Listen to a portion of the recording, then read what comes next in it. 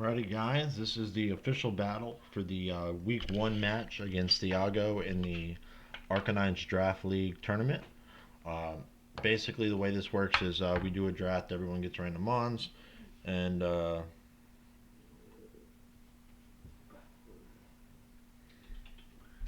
we all kind of we battle. It'll be 4v4. Legacy moves are allowed, uh, so that does change up some things a little bit.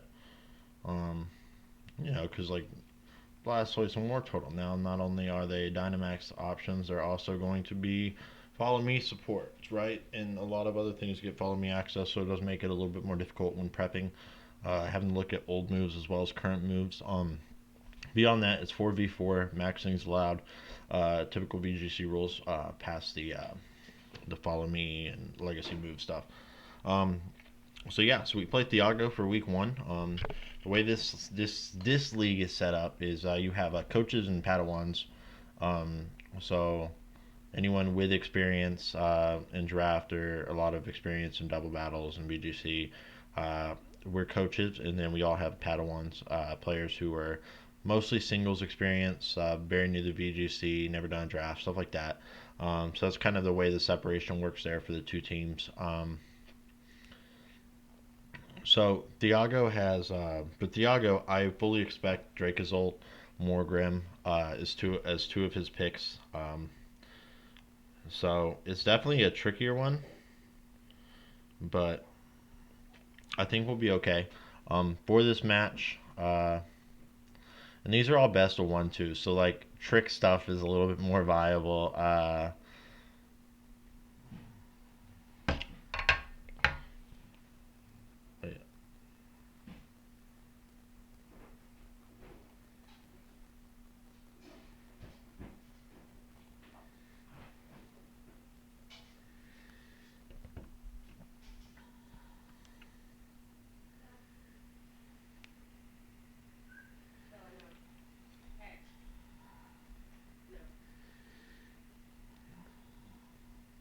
Oh, I guess it's best of three. So I apologize on that one. So we have three teams built. We have these three right here. We have Trick Room. We have two non-Trick Room stuff. Basically, um, this one is Gremlin Spectier leads 100%. Go on, do a lot of damage really, really quick, really early.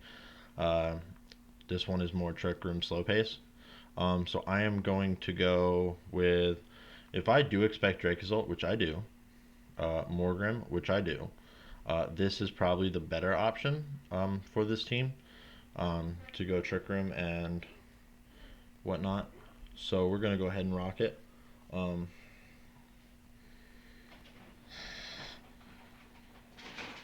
I originally had to pick a team, but then he said it was best three, so I will be able to use all three teams. So we look here, the Magearna, the Morgrim, the Dracozolt. All three of those I expected. My Lotic, Clefable, Landorus. So we're going to go War Turtle and Slowbro here. I'm going to go Aggron in the back, and then I'm also going to go Escavalier in the back. I could argue Jellicent to do damage across the field, but these are the four. So War Turtle has the eject pack, so basically it's going to be follow me and then eject out. And Slowbro is going to go ahead and set a screen. Um, is going to go ahead and set Trick Room. So my opponent has Morgrim, which probably has Trick Room, so he could probably use Morgrim to reset it. He has Clefable, which could run Trick Room. Magearna is his Trick Room ace. Very, very good in Trick Room. And then you have the Milotic. So Milotic is something that actually could become some issues for us. We don't have a lot of really great answers into the Milotic slot. Um, but we'll just have to play it and see how it works. Um, Spectier, of course, was also another really good option because Spectier, nothing really is going to resist it on his side of the field. And then he has the ability to be extremely fast and just hit hard. So that's going to be our game two set. All right, so for game one, we are pretty much with these four. We are pretty much always clicking Follow Me and Trick Room. Um, So let's get to it. I'm excited, man. We also have our match with Cody that's going to take place around 2 o'clock, so that'll be right after Thiago. I'm going to record those two separately, just to kind of break up the battles here for week one and make it a little bit easier to find each one. Okay, so we see the Landers comes out. Landers intimidates. Morgrim is going to come out. That's going to be your screen setter. So we are going to go ahead and follow me and Trick Room. So one thing my opponent could do is not max his Landers here. If he maxes, it guarantees the single target into the follow me user, which is actually really beneficial, especially if he max airstreams, right? Because if my opponent does opt for a max airstream, it goes ahead and will do some switcheroo stuff with me and let me pivot some stuff out, and it makes him faster. So Morgan goes for the fake out. Very good play by my opponent. So we get the eject pack.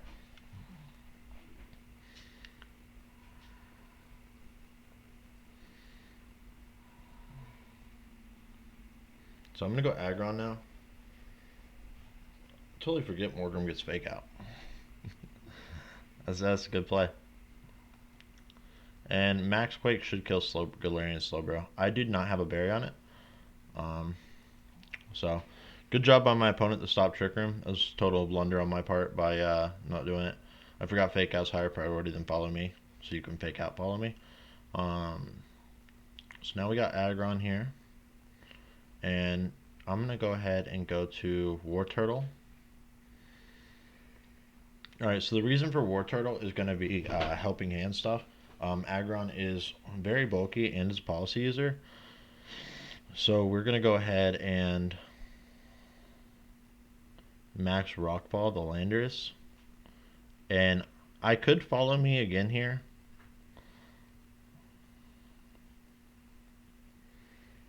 So I think that's the play. So this takes some of the pressure off that Landers hitting our Pokemon. We do have to worry about Dracozolt now a little bit more. With it being in the back, it will definitely be scarfed and have the ability to hit us. I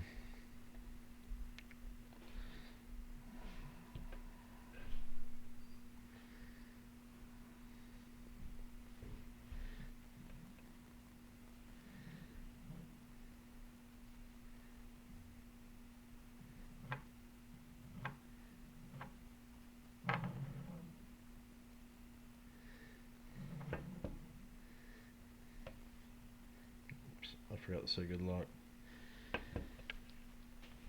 So we're going to use Follow Me. He's probably going to go ahead and set up a Reflect to lower physical attacks. That would be, yep, there it is. So this will probably do, I would say 40. I mean, I don't think it does a lot more than 40. More Turtle hangs on. It's really good. I'm trying to decide how I want to proceed here. We Rockfall. This increases. This actually kills our Blastoise. Yeah, so we do 20%, maybe 25 with that. Very bulky Landers, but also it's hitting quite hard. So I'm definitely curious on the speed calcs now, looking at it because of, everything with it. And he did reveal that fake out tech, which was really cool to see early on. Alright, so what we're going to do here is I'm going to go ahead and Steel Spike the Morgrim, and I'm going to go ahead and Poison Jab the Morgrim. Basically, we're losing this game. We don't have speed control. He switches it to Magearna. Okay. Damn it. This is good, though. We'll see if Magearna has Iron Ball. Or if it has the air balloon. It doesn't have air balloon on it.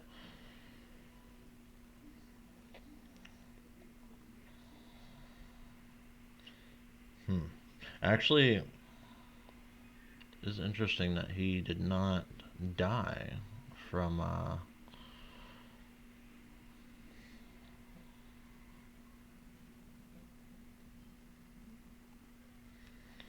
Magearna is going to be specially bulky, not offensively bulky. That's good news.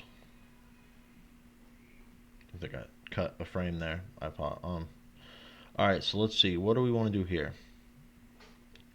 So here, I'm going to go ahead and... I don't have a max guard. So we're just going to do that. And drill run to kill that Magearna.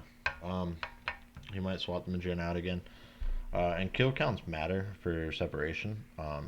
So he probably will go ahead and swap out the Magearna to prevent me from picking up a kill this game. And that is something we'll have to remember going into games two, game 2 and 3, and for against Cody is we'll have to double check fake out Pokemon and make sure he doesn't have any to decide if we're going to run it. So yeah, he is going to go ahead and swap out the Magearna and the Clefable. We could have poison jabbed again, but whatever. And now let's see here. Earthquake comes out. So Earthquake is his ground move. That's interesting to see, right? Because we know he's running Earthquake, which means he's hitting his Pokemon too.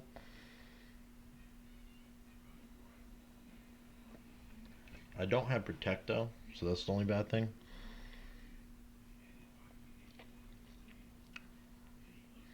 Let's see if he'll reveal Helping Hand here.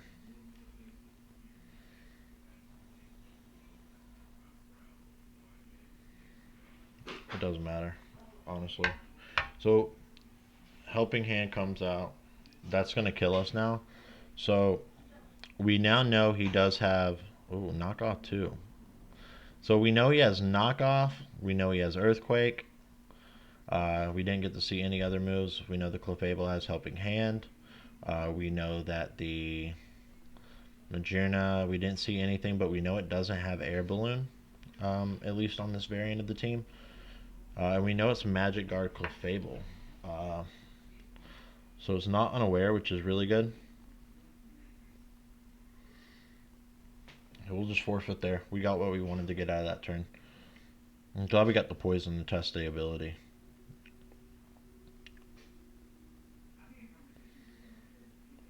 And that was a blunder by me for getting fake out too. Like, that really hurts. Alright, so now we're going to battle with this team.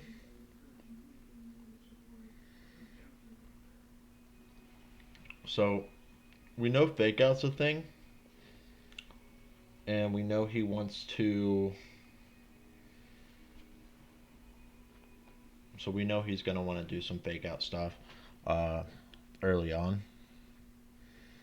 So what I might do... Is Helping Hand higher than fake out? I can't remember. I don't think so. I think Helping Hand... I think fake out's higher than Follow Me, but less than Helping Hand. But I don't know. So let's just get to this match here. What I'm gonna do is I'm gonna go.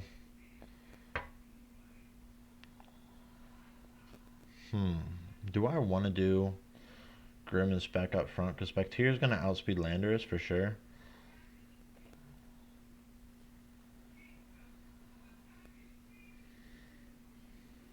Assault Vest Primarina hits both. That's cool. So we are definitely bringing Primarina here, and then I'm thinking War Turtle as well. It gives me 2 support, 2 attackers, and a 4v4. I think that's... Oh, sorry. My thing's being a little... My controller's starting to act up on me. So that's going to be the team here.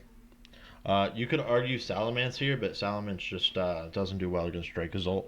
I know Prim doesn't either, but at least Primarina also is a check for the Landorus. Primarina can hit both Pokemon. We could have argued Aggron in the back with a way to check Magearna a little bit easier. So here's Talonflame Dracozolt. So this is telling me it's going to be a choice band.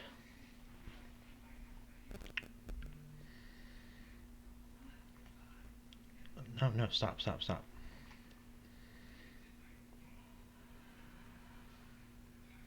So I can max Quake Dracozolt and fake out the Talonflame.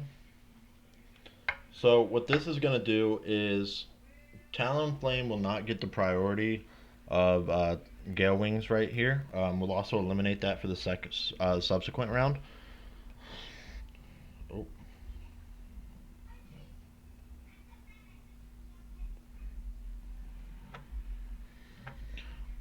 Dracozolt, I don't know.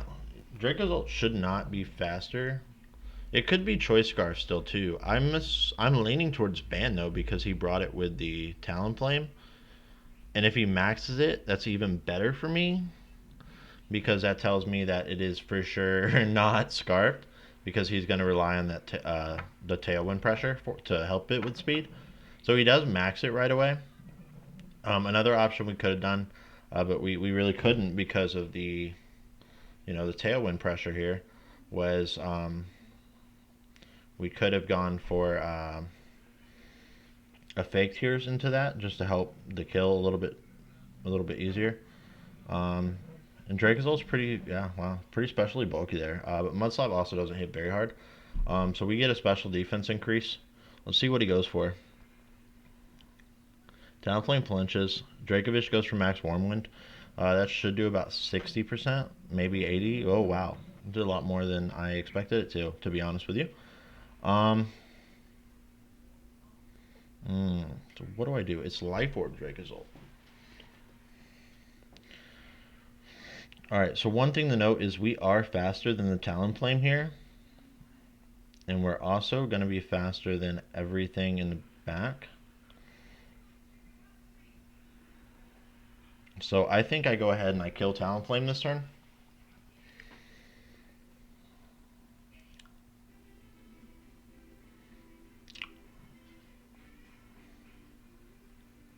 So what this is going to do is we should pick up the kill on Talonflame. We're going to sacrifice Spectier, but Dracozolt is in range of a Dazzling Gleam. So we can actually go ahead and set up a screen, then come out and now have the option for, and it's going to depend too, if he has Morgrim as his second here, that's going to be a little bit more dangerous for us.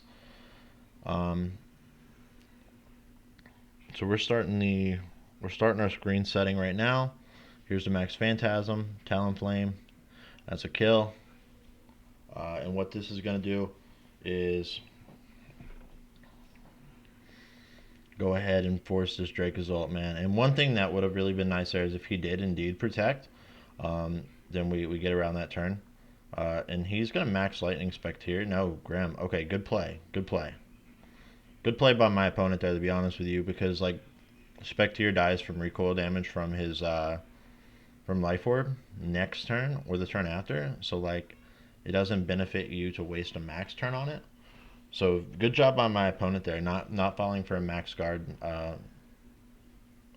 thing, because I'm not going to kill Dracozolt when it's a low range like this, and going ahead and also using that as an option to take out a good chunk of health on Grimmsnarl. So we have the Reflect up. Let's see here. If he goes Morgrim, we're still faster, so he could still max guard this turn as a possibility. So he just goes Magearna. So let's see what Magearna. So I'm going to go ahead and max Quake to Magearna, and I'm going to set up a light screen as well now. Magearna did not reveal Protect game 1, so we'll see if it has it in the first set. Once again, we're allowed to switch teams up, so it could totally have he could totally have an item or Protect on a different set. And we do pick up the kill on Magearna, so that's 2 kills now. Dracozolt is extremely low.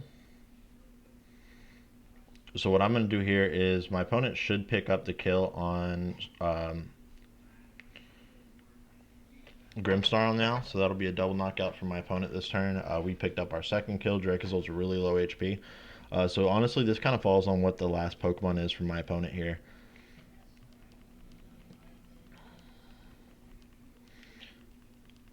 Hustle, Life Orb, Dracozolt. Definitely a combo. This is the game that I really wasn't, like, I was most nervous about, I would say, out of everything. Because, like, the other games,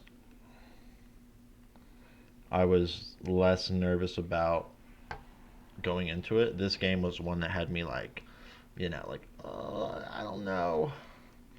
So let's see what his last one is. If it's Morgrim here, that could be really good for the opponent because he could potentially use a fake out, but it's not Morgrim. So what we're going to do is we are going to go ahead and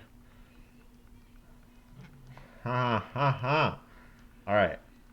So Wartortle dies from Boltbeak for sure.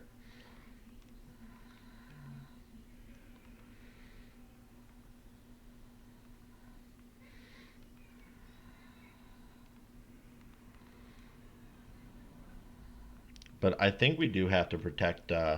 We have to protect Primarina, which is the problem here. And this will tell us if he's Scarf too. It did outspeed Landers, so it is a Scarf. Bolt Break is not going to pick up the kill on Wartortle. He is down to literally just a. And he uses Fly there. Okay. Alright, so this is where we have a very nice in game potential here.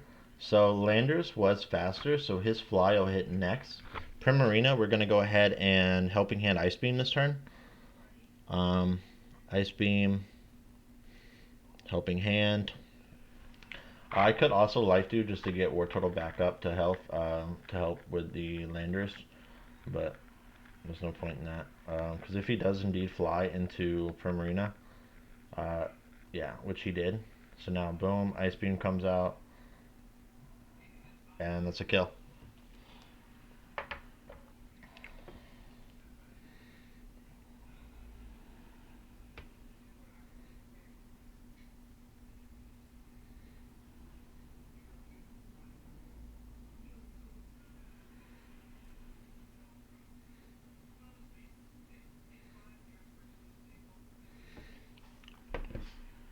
All right, now we go to a game three, man. Two completely different battles right there we saw. So for this one, I don't like this team to be honest with you because of other things, but I'm just gonna reuse this team.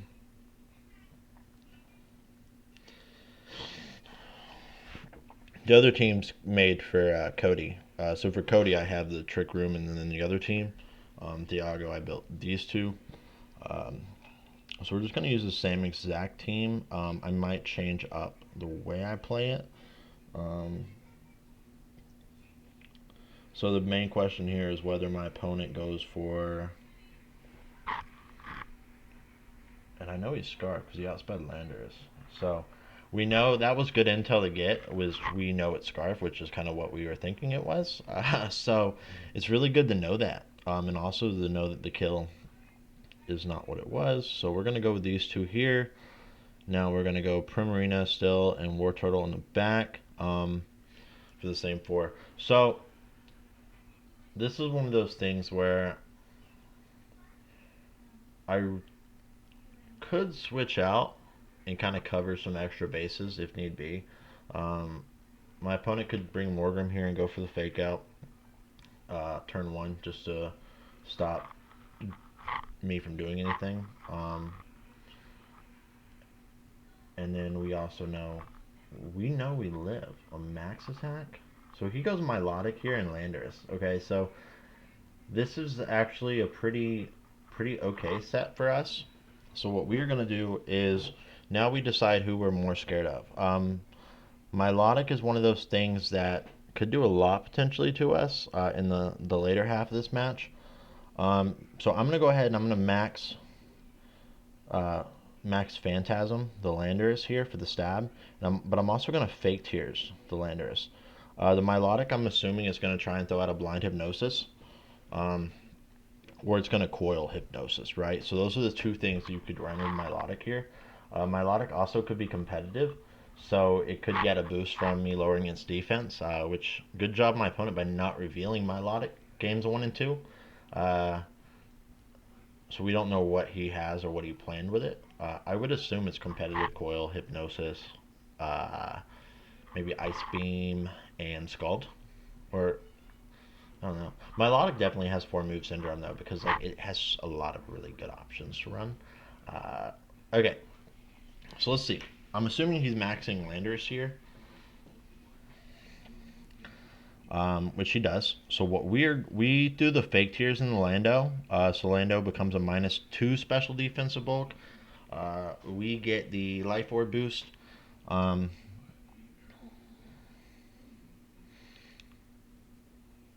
and I believe when I calc this, I think he actually did live it by like, yeah, 10%, 20%. Um, Time to see. Is it competitive?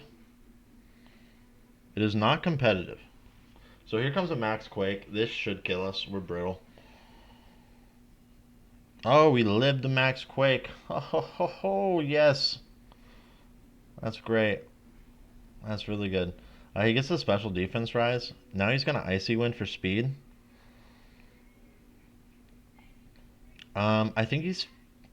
I do think he's faster now. So what I'm gonna go ahead and do.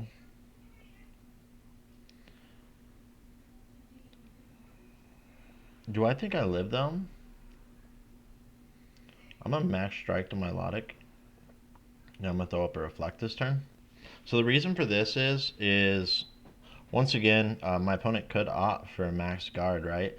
Uh, he is faster though, and he did carry max darkness, so he definitely was worried about that Spectre. Um, all right, so that's not the best thing for us. That definitely is really bad in this team scenario here, and he's ignoring Grimmsnarl, which is a problem. So he's just spamming Icy Wind at this point. One thing I also could have done is I could have went Primarina here. To be honest, Dracozolt is just such a problem for our team because it hits so well. Like Dracovish and Dracozolt are two things that are just like rough to get around, right? All right, so we have War Turtle here. We're gonna bring out War Turtle. Everyone knows what War Turtle's about to do. War Turtle's gonna click, follow me. I mean, War Turtle could also click Scald if I really wanted to get rid of Lando now. But I am going to follow me, and I'm going to pivot to the Primarina. The reason for this is Primarina will help really well with Milotic. He withdraws Landorus. Okay. Clefable comes out. That's weird.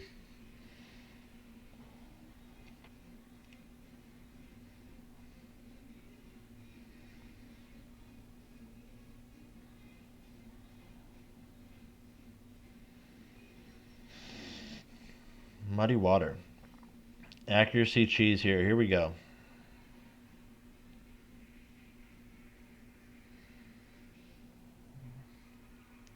Alright, we didn't get an accuracy drop, thank goodness, because that would have sucked.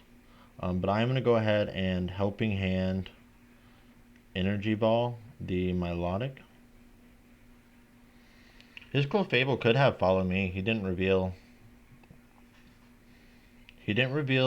Follow Me or the previous game that we saw Clefable. We do know it is going to be Magic Guard, not Unaware. So here's Helping Hand. And Icy Wind.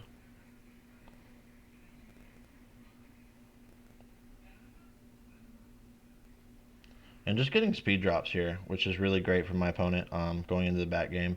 Here's Moonblast.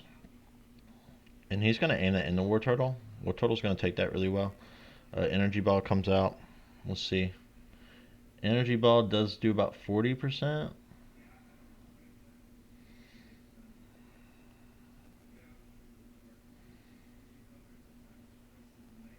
So we're going to Energy Ball Helping Hand again. I'm assuming his Clefable has...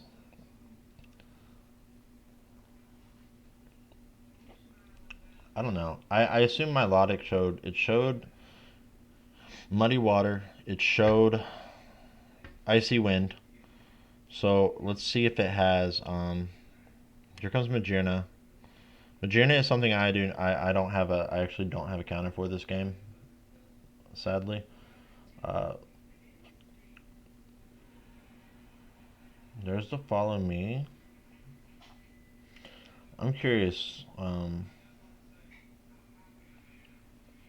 We know it's leftovers.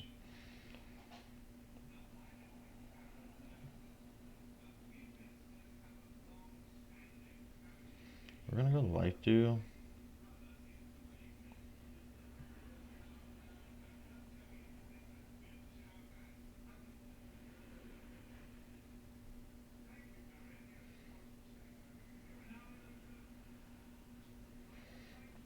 So I'm going life do here.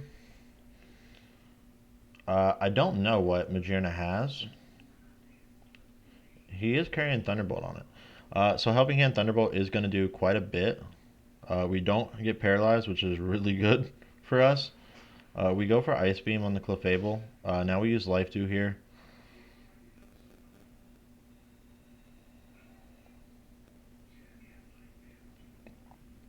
So we're kind of stuck using Life Dew, to be honest with you.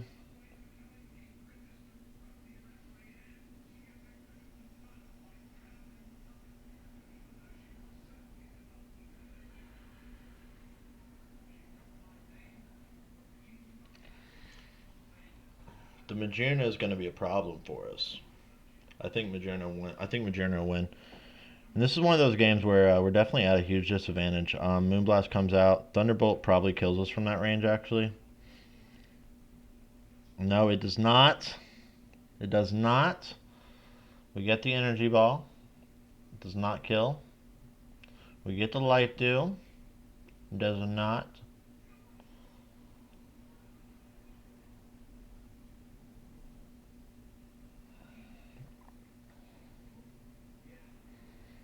Mm-hmm. Do I now? So now what I do is I'm going to follow me. And I'm going to energy ball the Clefable. So what we're doing here is we are just trying to kill everything else on the side of, on my opponent's side of the field because Majerna is going to be a struggle for us. Oh, you have life dew on Clefable. Oh, what annoyance! What an annoying thing, man.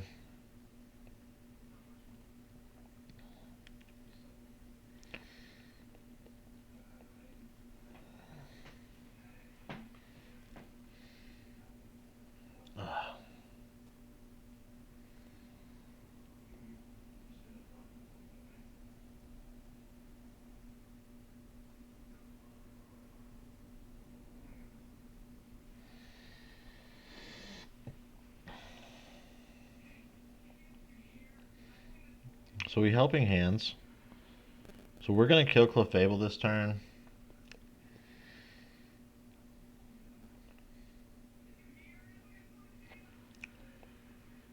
Yeah.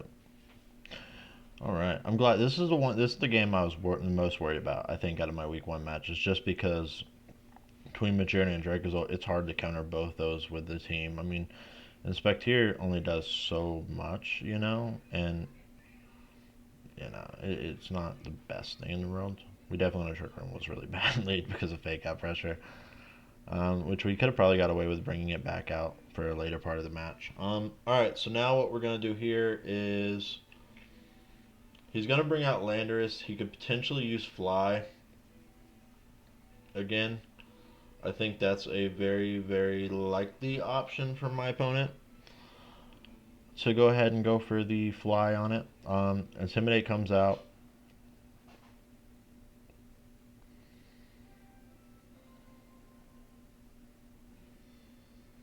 And he has the Milotic as well in the back. So we're just going to fake out. I mean, because we have to fake that out, right? Like, there's no other option here. And we are going to... I don't have anything that hits it very well. Fake out Landorus and Ice Beam, maybe? Or do I go for... I go Reflect?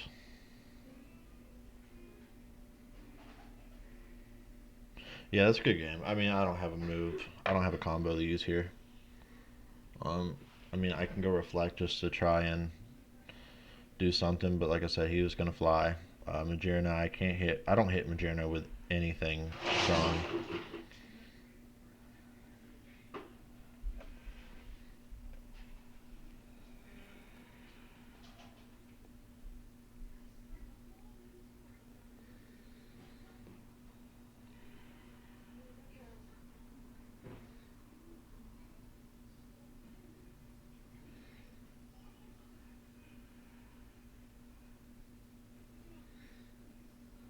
All right, so yeah, good game to Thiago. Like I said, that was the one team that I was the most worried about, just because it has a lot of threats. I mean, we saw the hustle life orb max Dracozolt. It could also be Choice Scarf, which it indeed was. So that applies a lot of pressure right off the rip with Choice Scarf. He had the Talon Flame for tailwind stuff. He had the Majerna with Soul Heart and the typing. The only real check we had to Majerna is the Trickern variant of the team with the fire and these ground type moves. Then he had the Clefable, which is just a really good support mon, to be honest with you, in a draft league especially.